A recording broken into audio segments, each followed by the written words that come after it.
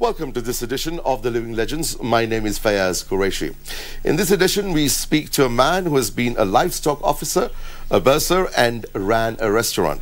But he's best known for his time in motorsport. He won the Safari Rally 4 times in a row, sitting with the late Shekhar Mehta, and ran the event for 9 years. Our guest on The Living Legends tonight is Mike Doughty. Mike, welcome to The Living Legends. It's an extreme pleasure to have you on board. Thank you, thank you. You are an absolute legend, and it's an extreme privilege and an honor. Well, it was a long time ago. We had the most incredible fun when we were young and could do these things. But now, when I'm much too old and can barely walk, you can only remember what it was like in those days. So let me just jog your memory a little bit. Tell us about your early life and education. I went to Pembroke House and Prince of Wales, which is now Nairobi School. It was just a school. It was fabulous fun. It was a perfect place to be. Yeah. And, well, of course, it's now Nairobi School, and it was moved to Naivasha temporarily. Were you affected at that point in time? No. When I started there in 1950, and we were always at Westlands. So after the school, what was your progression afterwards? After school, I immediately was conscripted into the Kenya Regiment during the emergency, and spent 2 years doing that.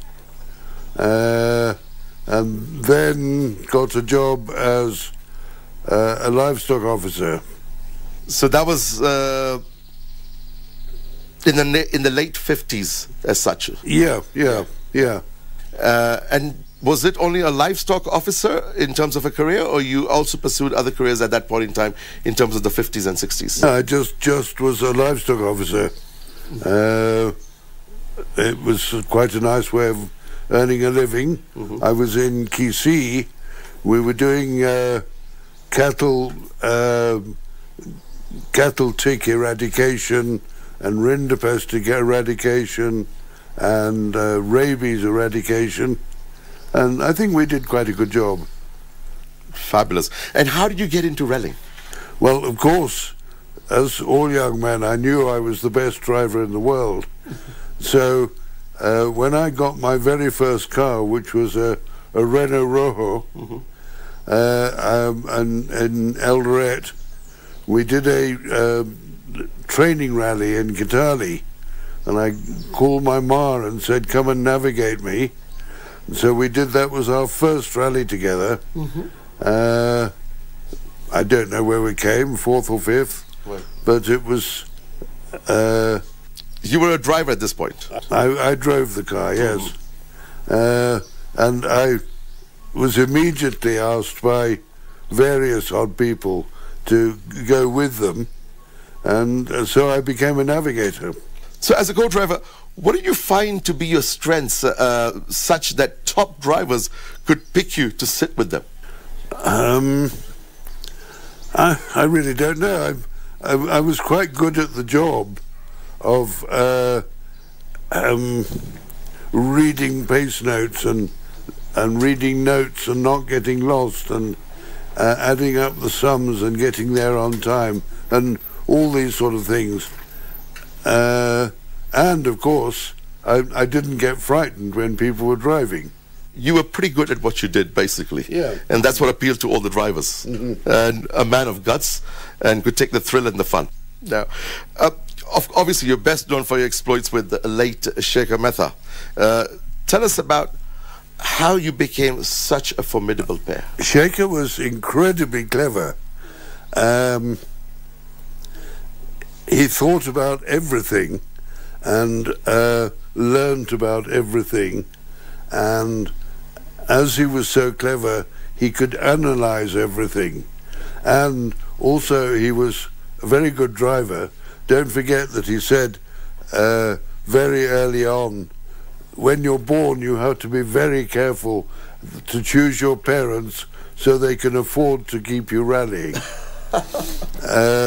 So very true. He was given nice cars from an early age, but also proved that he was capable of doing it. His first safari he did in a Peugeot 204, Right. which was a hopelessly underpowered car, but he did very well in it. And he was also a magnificent speaker, seller of himself, and so he spoke very nicely to Wakabayashi of Nissan and said, I need a car for next year's safari, and so they gave him one. He had to pay all the expenses, but he got a car. That was miraculous at that point in time. Absolutely. Nissan actually backed him up. Yes, yeah.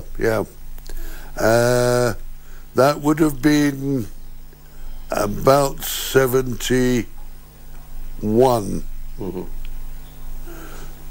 70 maybe. And then, 70. In 71, we were given a 240Z. Wow, that was a mean machine. That was the ultimate boy's toy. Fabulous machine. And we were doing quite well. We were leading all the way through Uganda. And when we got to Meru Embu section, which was always horrid, always greasy, always raining, and we did the ultimate stupidity and got stuck in a mud hole. And sitting in the mud hole, waiting till somebody came that could pull us out, Right. because I wasn't strong enough to push.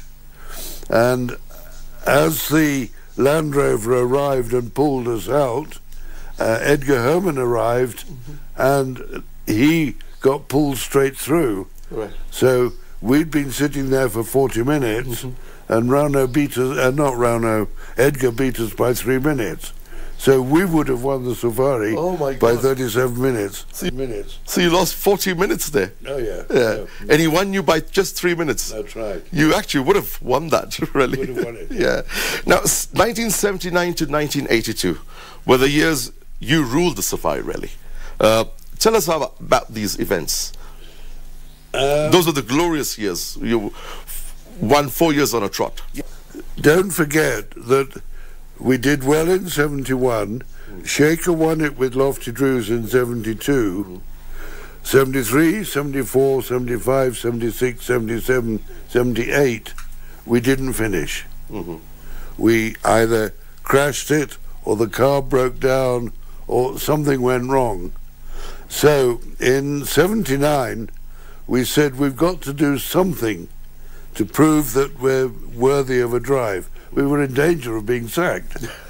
And you were still being sponsored by Nissan at this point in time. Yeah. So we said what we'll do is we'll take a basic car, no spares, just 2 spare wheels, that's it. Then we can go like hell, and when we die, from whatever reason, we'll be leading comfortably. And then the team manager will notice and say they're good. And it didn't stop. Just kept going. So we won in 79, and everybody said, you're lucky buggers. Okay, we were lucky. But we'd worked very hard at it. That particular year, we did 3 complete recces of the safari, all the way around. First one, making the pace notes. Second, checking the pace notes. Third one, checking the pace notes at the time of day that we would be there.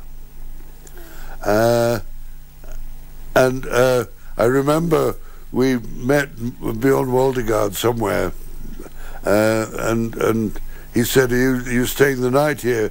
We said, no, you're doing this bit in the dark. And he said, oh, you stupid people, I get paid day money, not night money.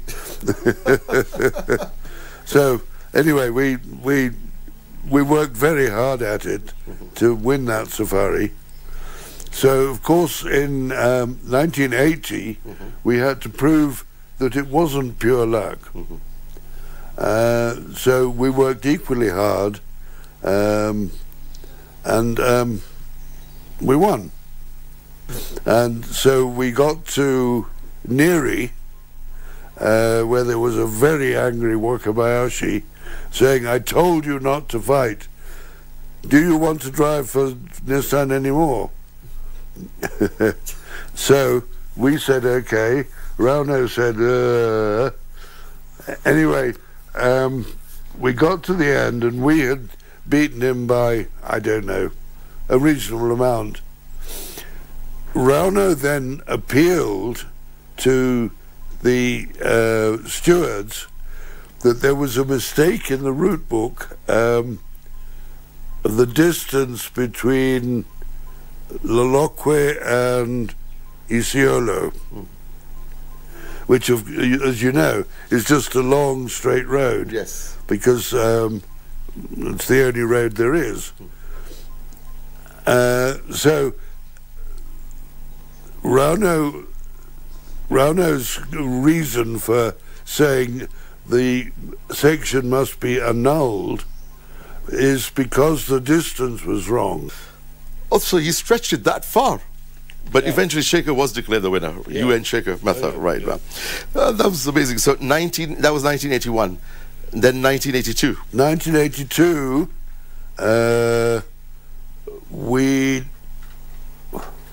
I think we came first and second with Mike Kirkland lying second.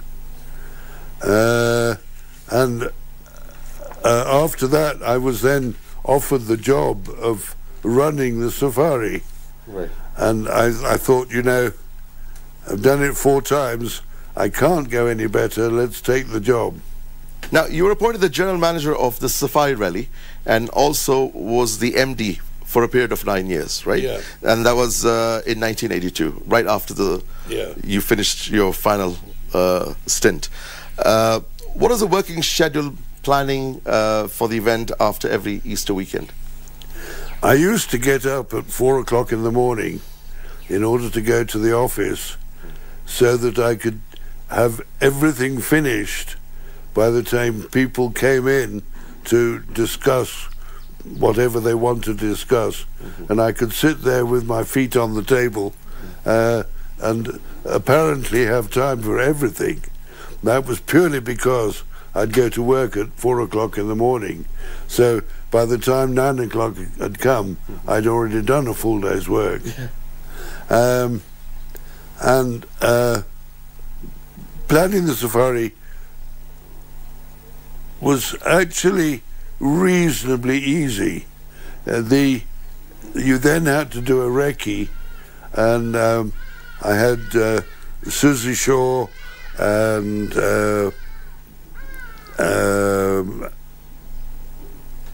Bob Shah Khan and a couple of other people who we used to go around in some sort of car or other making notes to find out what was the best way to go from here to there, and was it a suitable rally section.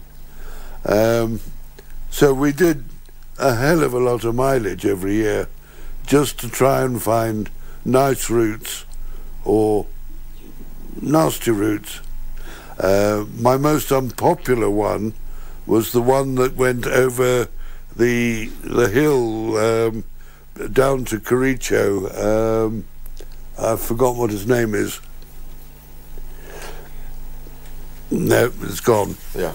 That was very unpopular because when we first went along it, it was just a forest track. And when the safari actually went there, they graded it, and it had rained, so it was almost impassable. Wow. So while serving at the Safari Rally, you rallied with Shaker in Egypt, and you had a serious crash. What happened, and how did you plan for the safari at that point in time, working from a bed? The crash in Egypt, I couldn't go on recce with Shaker because I was doing something else which couldn't be deferred. So Shaker went with another fellow, and they made the pace notes for the rally. I arrived the day before the rally started and was given this book of pace notes, and I sort of looked through it. You really can't learn anything by looking through pace notes. They mean nothing. Right. You have to actually be on the road for it to mean something. And then on this particular place, I read and easy right onto tarmac, and there was nothing. Oh my God. So I said, Shaker, there's nothing here. He said, no, that's right. We stopped Ricky here. So I then had to pull out the route notes from the organisers and find out where we were in the route notes, which is incredibly difficult anyway. In a new country, you don't know the name of the place you just left. You don't know the name of the place you're going to. So I don't know where we are. I broke the bottom on my back. Shaker broke halfway up. It was incredibly efficient. There was a doctor with us within 10 minutes. We were in a helicopter within an hour, and within 5 hours we were in an ambulance jet to Paris. Wow. Now, extreme efficiency, amazing. The thing that we hit, when I eventually found the note in the book, it said, extreme caution, deep ditch. And I hadn't found that. And right at the bottom of the hill was this deep ditch, which you had to take at maybe 5 kph, go down into it and up the other side. And we hit it at 100. Wow. What an experience, eh? And you were also still planning for the safari at that point in time. Oh yeah, yeah. So you were sitting on a bed and doing all this. I'd already done the route. Everything was ready, and I was told that I wasn't allowed to sit. I had to lie down. So I moved a bed into my office, and I did everything from my bed. Let's move a little bit further. An epic career, a prolific career in rallying, an absolute legend, like I said. What about running a restaurant? What was that like for you? And then thereafter a school bursar? Running a restaurant is a bit dull. It goes on for far too long. You have to sit around drinking water when everybody else is getting pissed. You have to hope to go to bed, and you know you can't until the last person leaves the restaurant. Yes, yeah. So, but it was very profitable. That's what more can you say. Right. And then from there you transitioned to a bursar with Kenton. The day we closed the restaurant, I had a friend worked at Kenton who said we need somebody to take over from the lady accountant there. And I said, well, I can't do that. I don't know accounts, right, but I'll come along for an interview. And I was interviewed, and of course I failed it. But they said, but we do need an estate manager. So I became the chief shamba boy at Kenton. Interesting. And how was that period of time?